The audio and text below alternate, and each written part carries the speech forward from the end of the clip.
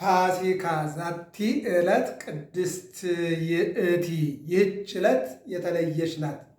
በስመ አብ ወወልድ ወመንፈስ ቅዱስ አሐዱ አምላክ አሜን። በዓለም ላይ የምትኖሩ ኦርቶዶክሳውያን የእግዚአብሔር ልጆች ሰላም እግዚአብሔር ይብዛላችሁ። እንግዲህ ከፋሲካ ጀምሮ እስከ በዓለ ሃምሳ ባለው ሰላምታ ደግሞ ክርስቶስ ተንሥአ እሙታን በዐቢይ ኃይል ወሥልጣን አሰሮ ለሰይጣን አግዓዞ ለአዳም ሰላም እምይእዜሰ ኮነ ፍስሐ ወሰላም። ክርስቶስ በታላቅ ኃይልና ስልጣን ከሙታን መካከል ተለይቶ ተነሳ። ሰይጣንን አሰረው፣ አዳምን ነፃ አወጣው። ከእንግዲህ ወዲህ በጌታችን ትንሣኤ ለሰው ልጆች ሁሉ ሰላምና ደስታ ይሁን። በዓለም ላይ የምትኖሩ ኦርቶዶክሳውያን የእግዚአብሔር ልጆች ሰላም እግዚአብሔር ይብዛላችሁ። መዝሙረ ያሬድ ዘዕለተ ሰንበት ከትንሣኤው በኋላ ግንቦት 2 ቀን 5ኛ እሑድ የትንሣኤ መዝሙር ፋሲካ ይባላል። በገብረ መስቀል ሚዲያ በየሳምንቱ የሚተላለፈው መዝሙረ ያሬድ መጀመሪያ መዝሙሩ፣ ከዛ ቀጥሎ ደግሞ ምስባኩ ማነው መልእክታቱ፣ ከዚያ ምስባኩ፣ ከዛ ወንጌል ነው የምንከታተለው እና እሱም በተመለከተ ነው የምንነጋገረው። እንግዲህ ነገ እሑድ ያው በሊቃውንት ደረጃ በላይ ቤትና በታይ ቤት የሚባል አለ። አርአያን አስቀድመው ፋሲካን ወደፊት የሚያደርጓሉ። እኔ በመጣሁበት በእኔ አገልግሎት ደግሞ ነገ ፋሲካ ነው የምንለው ማለት ነው።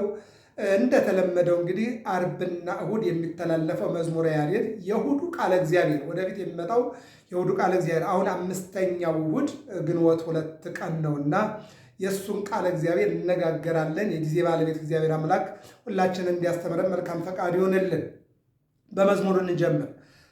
መጀመሪያ ዘሩን እንበለው። ፋሲካ ዛቲ ዕለት ቅድስት ይእቲ። ፋሲካ ዛቲ ዕለት ንትፈሳህ ባቲ ፋሲካ ወንታሰይ ባቲ ይላል። ወንታሰይ ባቲ ፋሲካ ዛቲ ዕለት ናህይ ወዕረፍት ሰማይ ወምድር ይትፌሱ ባቲ። ፋሲካ ፋሲካ ፋሲካ ተስካረ ትንሣኤሁ ለመዳን ይላል። እንግዲህ ቅዱስ ያሬድ የተናገረው ቃል እግዚአብሔር ይህን ነው። እሱም በተመለከተ ነው የምንነጋገረው። እግዚአብሔር አምላክ ሀገራችን ሰላም አድርጎ ቤተክርስቲያናችንን ጠብቆ ቃሉን በየሳምንቱ በየቀኑ የሚያመግበን አምላክ የተመሰገነ ይሁን። ወደ አማርኛው ስንሄድ ዛቲ ዕለት ቅድስት ይእቲ ፋሲካ ይልና ዛቲ ዕለት ቅድስት ይእቲ ርዕሳችን እዚህ ጋር ነው።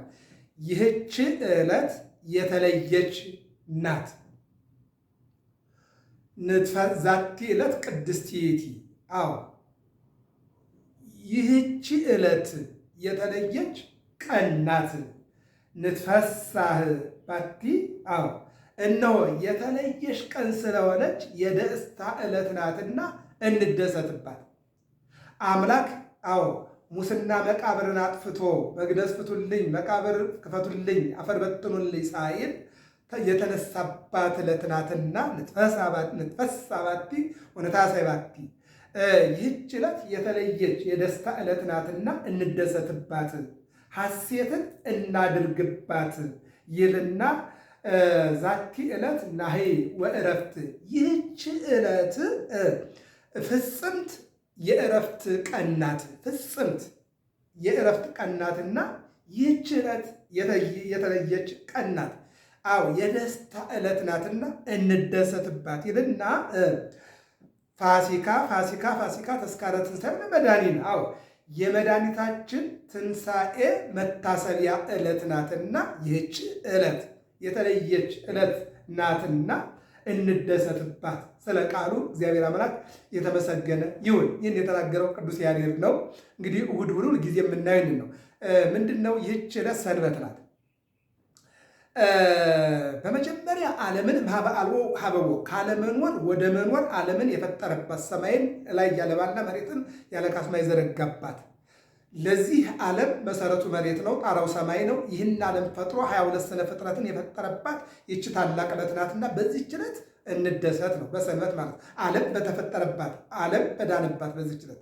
ሲቀጥል ደግሞ ዓለምን ለማዳን የመጀመሪያው ዓለም በአዳም ምክንያት ችግር ቢገጥመው ዓለሙን ለማዳን መጋቢት 29 ቀን በመጋቢት ወር መጋቢት 29 ቀን ዓለሙን የፈጠረባት ሰንበት እንደገና ደግሞ ዓለሙን ለማዳን ከድንግል ማርያም የተጸነሰባት ዕለት ስለሆነች ይህች ዕለት የተለየች ቀን ናት። ዓለም የተፈጠረባት ዓለምን ለማዳን ደግሞ መድኃኔዓለም የተጸነሰባት እንደገና ደግሞ አይሁድ በምቀኝነት ተነስተው ካህናት፣ ሊቃነ ካህናት፣ ረበናት አይሁድ፣ ጸሐፍት፣ ፈሪሳውያን፣ ሰዱቃውያን ባስተማረው ትምህርት በፈጸመው ታምራት ሙት ስላነሳ፣ ዕውር ስላበራ፣ ዓይን ስለፈጠረ፣ በሁለት ዓሣ በ5 እንጀራ 5000 ሕዝብ ስላጠገበ፣ ባሕር ስለከፈለ፣ የ4 ቀን አስከሬን አልዓዛርን ከሙት ስላስነሳው፣ ከትንሽ ኑሮ ሐዋርያትን ስለጠራ፣ 70 አርድእትን ስለጠራ፣ 36ቱ ቅዱሳት አንስትን ስላስከተለ፣ ተአምር ስለፈጠረ እሱ እያለ የኛ እውቅና የለንም ብለው ካህናት ሊቃነ ካህናት ይሙት በቃ ብለው ፈረዱበት። በቀራንዮ ተሰቅሎ በጎልጎታ ተቀበረ። እንዳይነሳ በመቃብሩ ላይ ድንጋይ ያስቀመጡ፣ እንዳይነሳ ደግሞ 400 መቃብር ጠባቂዎችን አደረጉ። ሙስና መቃብርን አጥፍቶ ወተንሥአ እግዚአብሔር ከዘነቃ አምኗል። ልበ አምላክ ዳዊት አስቀድሞ እንደተናገረው ከእንቅልፉ እንደሚነቃ በእንቅልፍ አድርጎ እነሆ ተነሳ ይለናል። እንቅልፍን ባለፈው በድጋሚ ተነጋግረነዋል። አንድ ሰው የሚተኛ ከነነፍሱ ነው። እነሆ በስጋው ቢሞት በነፍሱ በመለኮቱ ሕያው ሆኖ ወደ መቃብር ወረደ። ይህንን ወአንበሰ ሳይንቲው ኢየሱስ ዮሴፍና ኒቆዲሞስ ሲገንዙት ዓይኑን ግልጥ አድርጎ በሦስተኛው ቀን የተነሳ አምላክ ብላችሁ የሚነሳ አምላክ ብላችሁ እንጂ ዝም ብላችሁ አትገንዙኛል። በዚያው ደግሞ ቅዱስ ጴጥሮስ መሰከረ። ምን አለ? ሞተ በሥጋ ወሐይወ በመንፈስ በሦስተኛው ቀን ሙስና መቃብርን አጥፍቶ ተነሳ። ለትንሣኤው ብር ቢመዝኑም ወታደር ቢቀጥሩም የሐሰተኛ ምስክር ቢያዘጋጁም ተነሳ። ስለዚህ ይህች ዕለት የተለየች ቀን ናት። ይልቁንም ደግሞ ለሐዋርያት መንፈስ ቅዱስ የወረደባት፣ ይልቁንም ደግሞ ዓለምን መልሶ ከዘረጋበት የሚሰበስብባት ይህች ዕለት ልዩ ቀን ናት ይለናል። እንግዲህ ቅዱስ ያሬድ የደረሰው ድጓው የሆነው። ወደ ቅዳሴው መልእክታት ደግሞ እንድና የቅዳሴው መልእክት ደግሞ እንደዚህ ይለናል። ሮሜ 4:14 ላይ ከሙታን ከተነሳ በኋላ ከእርሱ ጋር የበላን የጠጣን እኛ ነን ይላል ቅዱስ ጳውሎስ። ምን ማለት ነው? በተነሳ ወዲያውኑ ማታ ላይ ከ10ሩ ሐዋርያት ጋር ተገናኘና ስልጣንን ሰጣቸው። ሁረ መሃሉ በዓለም ሂዱና በአብ በወልድ በመንፈስ ቅዱስ ስም እያጠመቃችሁ ክርስቲያኖች አድርጓቸው አለ። አንዴ ነው።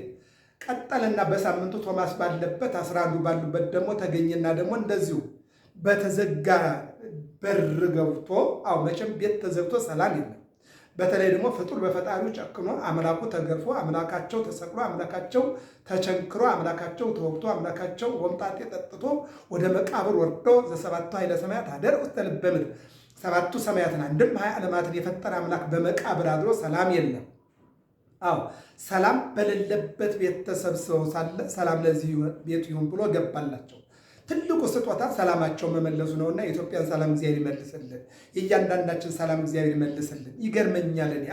ሰላም ለእናንተ ይሁን አለና የተወጋውን ግንባሩን፣ የተቸነከረውን ግንባሩን፣ ደረቱን፣ እጆቹን፣ እግሮቹ፣ የተወጋው ጎኑን ሁለመናውን ነገር አሳያቸው ይለናል። ይቀጥልና የኤማሁስ መንገደኞች ሁለቱ ነው። ስለ ሰው ጭካኔ፣ ስለ እግዚአብሔር ራራዬ፣ ስለ ፍጡር ጨካኝነት፣ የፈጣሪን ደግሞ ደግነትና ቻይነት እየተናገሩ እኛ ተስፋ አድርገን ነበረ እስራኤልን ይቤዣል ያድናል ብለን ከተቀበለ 3 ቀን ነው እያሉ እየጠወለጉ መጠግለግ ለመድረቋ ዜማ ነው ተስፋ እየቆረጡ እየተጠራጠሩ ሲጓዙ በመካከላቸው አስተማረና ውስጣቸውን እያቀለጠ አስተምሮ ትንቢተ ነቢያትን ሱባዔ ነቢያትን የመጣበትን ዓላማ አስረዳቸውና ወደ ቤታቸው ገብቶ ማዕዳቸውን ባርኮ እንዳያውቁት አድርጓቸው አብሮ ረጅም መስመር ከኢየሩሳሌም እስከ ኤማሁስ 60 ምዕራፍ አብረው ተጉዘው ሲያውቁት አብረውት እየተጓዙ እኛ እኮ ጸበሉን ሳናውቀው እምነቱን ሳናውቀው መስቀሉን ሳናውቀው ብዙ ተጉዘናል እኮ ብዙ የተጉዘናል። በስም ክርስቲያን እየተባልን እነሆ ከሞኝ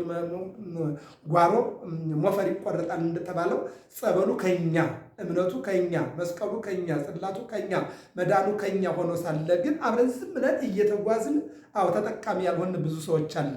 በትንሽ ነገር በጸበል በእምነት መዳን ስንሽል ትንሽ ነገር ሳናበዛ ማለት ነው በሚሊዮን ቤት ሆስፒታል እየሄዱና መዳን አጥተው የሚጨናነቁ ብዙ ሰዎች አሉ ማለት ነው።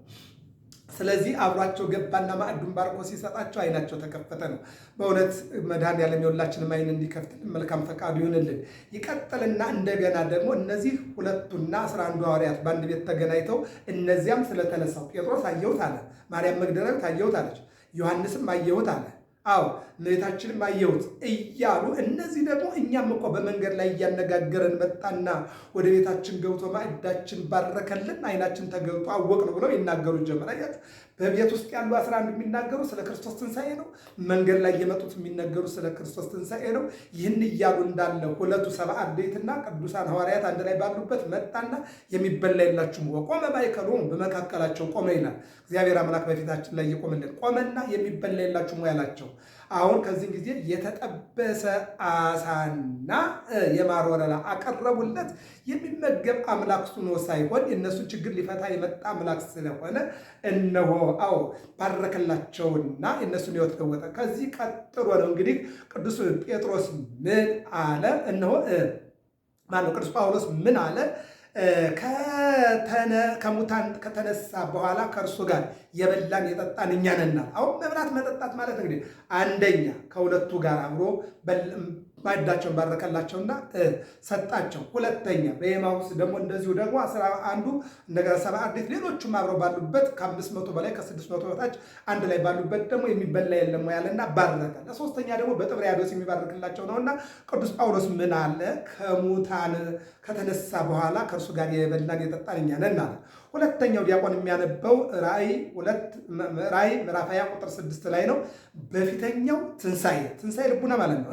እድል ያለው ብፁዕና ቅዱስ ነው። በፊተኛው ትንሣኤ ምን ማለት ነው? የክርስቶስን መነሳት ያመነ ክርስቶስ እንደተሰቀለ፣ እንደተገረፈ፣ እንደተወጋ፣ እንደተቸነከረ፣ ሆምጣጤ እንደጠጣ፣ አክሊል እንዳደረጉለት፣ ወደ መቃብር እንደወረደ፣ በሦስተኛው ቀን እንደተነሳ፣ ገዳዩን እንደገደለው፣ ሞትን ዜሮ እንዳደረገው የሚያምን ትንሣኤ ልቡና አለው ይላል።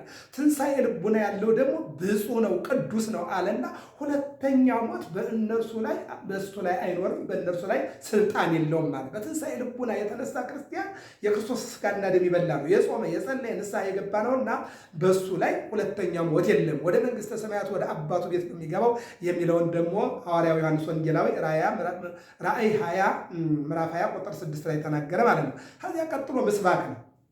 ዲያቆኑ 2 ጊዜ ይናገራል፣ እኛ 3 ጊዜ 5 ማለት ነው። በሉ ወጸጉ ጥቀ ውሃቦሙ ለፍትወቶሙ ወያይጾሙ እምዘፈቀዱ። በሉ ይገርመኛል። በልተው ፈጽመው ጠገቡ ይልና ሰለቹ ይላል። አያችሁ፣ ያ ይወርድላቸው የነበረው ምግብ ለአንድ ቀን ብቻ ነው፣ ማደር አይችልም። በጎሞር አድርገው ይሰበስባል፣ ይበላሉ፣ ማታ እንደገና ነገር። ስለዚህ በሉ ቀኑ ሙሉ ሰለቹ ይላል። በሉ ወጸጉ ጥቀ ወያይጾሙ ለፍትወቶሙ፣ ፈቃዳቸውን ለመፈጸም የሚሽቱን ሁሉ ሰጣቸው፣ የፈለጉትን ሁሉ። ዘጸአት 16:4 ላይ ሙሴን ምን አሉት? የሚበላ አምጣ የሚጠጣም አቅርብ። ግብፅ ላይ ዱባና ቂጣ ለምደናል ብለው አጨናነቁት። ወደ እግዚአብሔር ለመና ህብስተ ሰማይ ከሰማይ መና ወረደላቸው፣ ጻዳ ከመበረድ እንደውም እንደ ነጭ ጤፍ ወይም ደግሞ እንደ ነጭ ነጠላ እንደ በረዶ የነጣ ወረደላቸው። ወሬቱ ከመተቅዳ እነሆ አይኑ ድንብላል ድብድብ ያለ ወከመ አያተ ማር ጡም ፈድፋደ፣ ጣፋጭነቱ ደግሞ ከማር ወለላ የበለጠ አወረደላቸውና በልተው ጠገቡ ይላል። ምን ዋጋ አለው? እነሆ ይክልኑ እግዚአብሔር ሰሪያ ማዕድ በገዳም እየተጠራጠሩ ነበርና ሲበሉ ወንዘ አዲ መብልዖሙ ወመጻ መቅሰፍተ እግዚአብሔር ወቀተሎሙ መዝቶሙ፣ የእግዚአብሔር መከራ መዓት መጣና ገደላቸው ይላል። አሁን እኛም እኮ ብዙ ሰዎች ይለፉ ይደክሙና በመብያ ሰዓታቸው ይጠራሉ። ቤት ሰርተው በመኖሪያ ሰዓታቸው ይሞታሉ። መኪና ገዝተው በመንጃ ሰዓታቸው ይሞታሉ። ብዙ ነገር ልጆች ወልደው አሳድገው በመጦሪያ ሰዓት ላይ ይሞታሉ። እንደዚህ ነው። እስራኤል ግፍ ተናገሩ፣ እግዚአብሔር ይችላሉ። የሚችለውን እግዚአብሔር አይነ ኩሉ ነፍስ የፎኪያከ አንተ ተወም ሲያውን በጊዜው ተስፋ የማነቆ ታጸግብ ለሁሉ እንስሳ ዘበሰራተከ የሁሉ ነፍስ አንተን ተስፋ ያደርጋል አንተ በሰዓቱ ምግባቸውን ትሰጣቸዋለህ ተብሏል። ስለዚህ ይህንን አምላክ እንደማይችል አድርገውታል። በዮሐንስ ወንጌል ምዕራፍ 6 ላይ ለ5000 ሕዝብ በሁለት ዓሣ በ5 እንጀራ ያጠገበን አምላክ በዝናብ አብቅሎ በፀሐይ አብስሎ የሚመግበን አምላክ ይችላል አይችልም ብለው ሲሉት እንደሚችል ምግቡን አወረደ፣ እንደሚችል ጥንጫ ላይ ውሃው እንዲፈልቅ አደረገላቸው። እየበሉ ጉረሯቸው ላይ ወርዶ ሆዳቸው ሳይደርስ መጣና አነቃቸው መዓት። ከዚህ መድኃኒዓለም ሁላችንን የሚሰውርን ይሄ ነው። የበላው ምግብ ከወደት የሚገባ ድረስ ያንተ አለመሆኑን ወቀው። አዎ ይልቁንም ሲሳየነ ዘለለዕለትነ የዕለት እንጀራችን ስጠን ብለህ ለምንና ለምኑ እግዚአብሔር ይሰጣል ይላል። ምን አለ? ወሀቦሙ ለፍትወቶሙ ወኢያሕጽኦሙ ዘፈቀዱ ከሚሹት ነገር ሁሉ አላሳጣቸውም። ያሳጣን ምንድን ነገር አለ? ምንም ያሳጣን ነገር የለም። እግዚአብሔር ጠይቀነው ያልሰጠን ጠይቀነው የማይሰጠን ነገር የለም። ያሳጣን ነገር የለም እግዚአብሔር። በነገራችን ላይ እግዚአብሔር የተሰቀለ የሰው ልጅ ለማዳን ነው እንጂ እግዚአብሔር እነሆ ለሰው ልጅ የሚያበላው ያጣበትና የሚያጠጣው ያጣበት ጊዜ የለም። እግዚአብሔር የሚመግብ አምላክ ስለሆነ ማለት ነው። እና ምን ይለናል? እግዚአብሔር እነሆ ለሕዝቡ ምግባቸውን በሰዓቱ ያቀርባል የሚለውን የተመለከትነው ምስባኩ ነው ማለት ነው። መዝሙር 77 ቁጥር 28 ላይ የምናገኘው።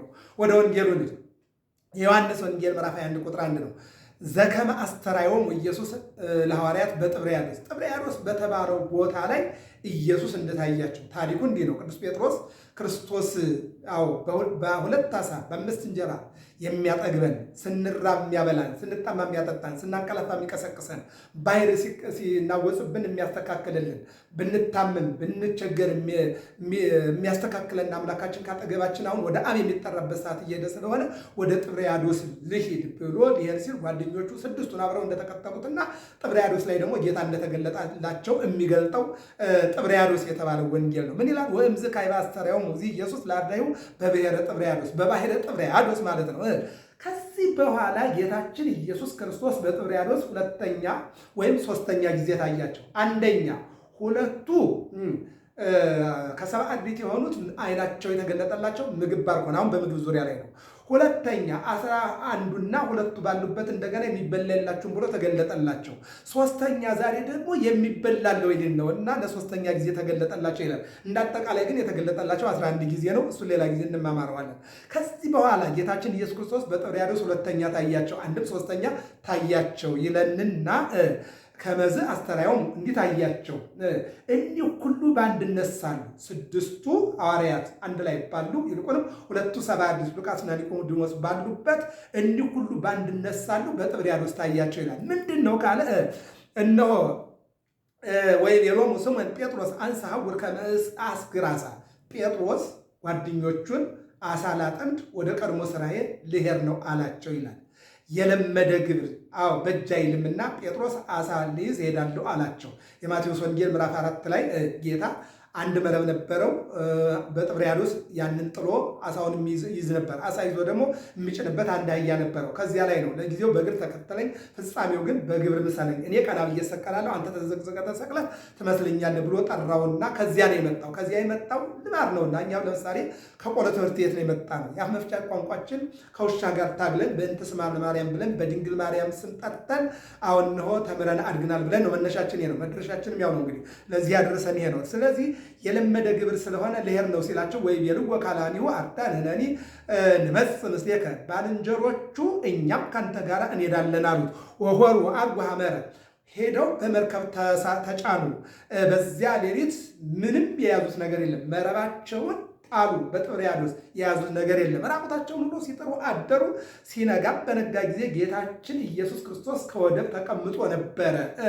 ደቀ መዛሙርቱ ግን ጌታ እንደሆነ አላወቁም። እነዚያ ሉቃስና ቀለዮጳ አጠገባቸው እያናገራቸው ሲሄድ እንዳላወቁት እነዚህም አላወቁትም ነበር፣ ግን አሻግረው አይተውታል። ወይቤሎሙ እግዚእ ኢየሱስ ደቂቄ ቦኑ ለብክሙ ዘንበል ኢየሱስም አላቸው ልጆቼ የምንመገበው አንዳች አላችሁን አላቸው። ወይቤልዎ በፈጣሪ ፊት በአምላክ ፊት ይህን ነገር መናገር ይከብዳል።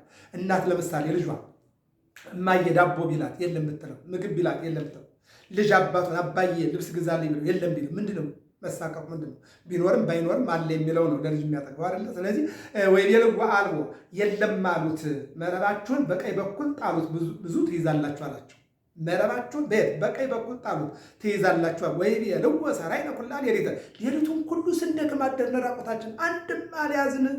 ወአልቦ ዘኀዝነ ወኢምንትኒ ምንም ምን የያዝነው ነገር የለም። ወበቃልከሰ ናወርድ ብታዘን ግን አይሆንም አንልም አሉት። ፍቅረ ቢጽን አስተምሯቸው ስለነበረ አንተ ብታዘን አንተ ስላዘዝከን መረባችን እንጣለው እንጂ እኛማ ሌሊቱን ሙሉ ደክመን ምንም ያገኘነው ነገር የለም ብለው ተስፋ መቁረጥ እንደ ሉቃስና ኒቆዲሞስ ተስፋ እንደቆረጡት እነዚህም ተስፋ ቆርጠው ይህንን ሲናገሩ እነሆ አዎ መረባቸውን እንዲጥሉ አዘዛቸው። መረባቸውን ሲጥሉ ወአውሪዶሙ መሳግሪሆሙ ስእሉ እንከ ሲወጡ ይለዋል። መረባቸውን ከጣሉት በኋላ ግን ከተያዘው ዓሣ ብዛት የተነሳ ስቦ ማውጣት መጎተት አቃታቸው ይላል።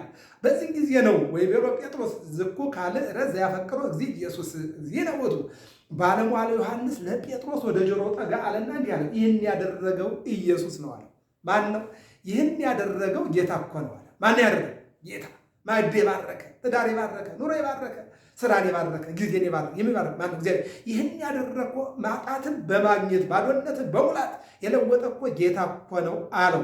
በዚህን ጊዜ ስምዖን ጴጥሮስ ጌታ እንደሆነ በሰማ ጊዜ የሚገርመው ነገር ልብሱን ከፍ አደረገና አዎ ወደ ባህሩ ገባ ይላል። አዎ ሌሎች ሐዋርያት ግን በመርከብ ሆነው ደረሱ። ከወደቡ 200 ክንድ ያህል ርቀው ነበርና ዓሣ የተመላ መረባቸውን እየሳቡ ሄዱ። አዎ ወወሪዶሙ ምድረ ወደ ምድር በደረሱ ጊዜ ረከቡ ፍህመ ብቁፀ ፍህም መርቶ አዩ። ወዓሣ ጥቡሰ ዓሣ ተጠብሶ አዩ። ወማዕድ ስሩዓ ማዕድ ተሰርቶ አገኙ። ዘአስተዳለውዎ ላዕካኒሁ መንፈሳውያን እንዲል መላእክት አዘጋጅተዋል። በነገራችን ላይ ሐዋርያት ዓሣ ይዘው ገና እሳት አንድደው ጠብሰው ሊበሉ ነበር ዓላማቸው። አሁን ላይ ግን አንደኛ ዓሣው ተያዘላቸው፣ ጎትተው አመጡ። ገና እሳት እንጭራለን እናነዳለን እንጠብሳለን ሲሉ ምን ተገኘ ማለት ነው? ወሪዶሙ ወደ ምድር በደረሱ ጊዜ ፍም መርቶ አዩ። ዓሣ ተጠብሶ አዩ። ማዕድ ተሰርቶ አዩ። ይህን ማዕድ የሰሩት ማናቸው? መላእክት ናቸው። መንፈሳዊ መላእክት ሰርተውታል። ወይቤሎሙ ኢየሱስም አላቸው፣ አሁን ከያዛችሁት ዓሣ አምጡ አላቸው። ጴጥሮስ ከመርከብ ወጥቶ መረቡን ስቦ አወጣው ይላል። እንደውም እንዲህ ይላል 153 ያህል ታላላቅ ዓሣ መልቶበት ነበረ ይልና ብዛቱ ይህን ያህል ሲሆን መረቡ አልተቀደደም። ቤተክርስቲያን ዛሬ ይርመኛል። የጥምቀት ምዕመናን ሲመጡ እንደገና ደግሞ በእሑድ ምዕመናን የተለያዩ አሁን ለምሳሌ ነገ ልደታ ናት። የልደታ ዕለት በልደታ የግንቦት ልደታ ህዝቡ ሲሰበሰብ ቦታ እንዴት ይችለዋል ይጨናነቃል ብለው ሰው ያስባሉ። አየው መረቡ አልተቀደደም። ዓሣው ቢበዛ ምዕመናን በቤተ ክርስቲያን ቢበዙ ቤተ ክርስቲያን አጣው ነጣው አትልም። ስጋው ደግሞ ታቀብላለች፣ ጸበል ታቀብላለች፣ እምነት ታቀብላለች የሚለው ይተረጉማል ማለት ነው። እና ምን አለ? ብዛቱ ይህን ያህል ሲሆን መረቡ አልተቀደደም። ጌታችን ኢየሱስ ክርስቶስም ኑ እንብላ አላቸው። ሶስተኛ የተባለው ይሄ ነው። ከሁለቱ ጋራ ባርኮ ማዕድ ሲሰጣቸው ዓይናቸው ተገለጠ። እንደገና 11 ባሉበት የሚበላ የላችሁም ያላቸው ዓሣውንና የተጠበሰ ዓሣና ማር አቀረቡለት። አሁን ላይ ደግሞ ኑ እንብላ አላቸው ይላል። በዚህን ጊዜ ከደቀ መዛሙርት ወገን አንተ ማነህ ብሎ ሊጠይቀው የወደፈረ አልነበረም። ምክንያቱም እስመ አእመሩ ከመ እግዚእነ ውእቱ ጌታችን እንደሆነ አውቀዋልና። ወመጽአ እግዚእ ኢየሱስ ወነሣ ውእተ ኅብስተ ወሀቦሙ ጌታችን ኢየሱስ ክርስቶስ አሁን እንደ ልማዱ ጌታችን ኢየሱስ ክርስቶስ ቀርቦ በልቶ ኅብስቱን ሰጣቸው። ወዓሣሁኒ ከማሁ እነሆ ዓሣውንም ሰጣቸው ይልና ከዓሣው ሰጣቸው። አሁን ለልማዱ ጌታ ሲመገብ 6ቱ ይቆማሉ፣ 6ቱ ይቀመጣሉ። በዚህ ቀን ግን 11ዱ እንደቆሙ ተመግቧል። ትንሣኤውን እንዲረዱት ምታት እንዳይደለ ለማጠየቅ መረብ የወንጌል ነው፣ ባህር የዚህ ዓለም ነው ምሳሌነቱ ማለት ነው። በቀኝ በኩል ጣሉት ማለቱ ወንጌል በጥንተ ስብከት በቀኝ በኩል ነውና የተነገረች። ለዚያ ነው 150 እስከ ዕለተ ምጽአት ያሉ ምዕመናን ናቸው። 3ቱ የሥላሴ ነው። መላእክት ካዘጋጁት ከሐዋርያትም ካዘጋጁት በልቷል ማለት በእርሱም በሐዋርያትም ስብከት ያመኑ ምዕመናን አንድ እርሷን ወይም እርሱን እንዲወርሱ ስንል መንግሥተ ሰማያት ክርስቶስ ብሏል። ዮሐንስ ምናል መንግሥተ ሰማያት ክርስቶስ ነው ብሏል። ክርስቶስን እኔ ስለ መንግሥተ ሰማያት እነግራችኋለሁ፣ መንግሥተ ሰማያት ግን ክርስቶስ ነው አለ ዮሐንስ መጥምቅ። ስለዚህ እርሱን ወይም ደግሞ መንግሥተ እግዚአብሔር የሚወርሱ ነውና ወዝንቱ ሳልሱ እንዘ ያስተርእዮ እግዚእ ኢየሱስ ለአርዳኢሁ እምድኅረ ተንሥአ እሙታን ጌታችን ኢየሱስ ክርስቶስ ከሙታን ተለይቶ ከተነሳ በኋላ ለደቀ መዛሙርቱ ሲታያቸው ይህ ሦስተኛ ነው። በዚህ ወንጌል ላይ የምናየው አዎ ወይቁም ፈቃድከ ያንተ ፈቃድ ይሁን ብለን መጠየቅ። ቅዱስ ጴጥሮስ ከሐዋርያት ጋር ወደ ጥብርያዶስ መውረዱ ኃጢአት አይደለም፣ ክፍተትም አይደለም። ክፍተቱ እግዚአብሔርን ጠይቆ አለመሄዱ ነው። መነገድ ኃጢአት አይደለም፣ መስራት ኃጢአት አይደለም።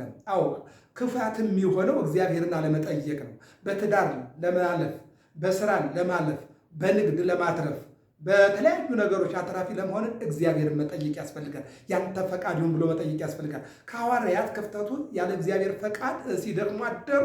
አዎ እግዚአብሔር መጣና ግን በእሱ ፈቃድ ሲጡ አገኙ ነው።